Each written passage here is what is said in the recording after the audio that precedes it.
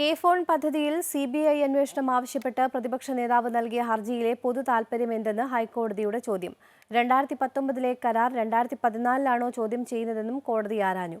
ഹർജിയിൽ സർക്കാരിനോട് വിശദീകരണം തേടി.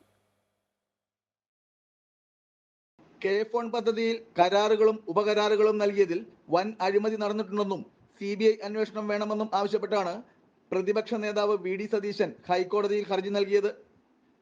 ഹർജി പരിഗണിച്ച കോടതി ഹർജിയിലെ പൊതു താൽപര്യം എന്താണെന്ന് ചോദിച്ചു.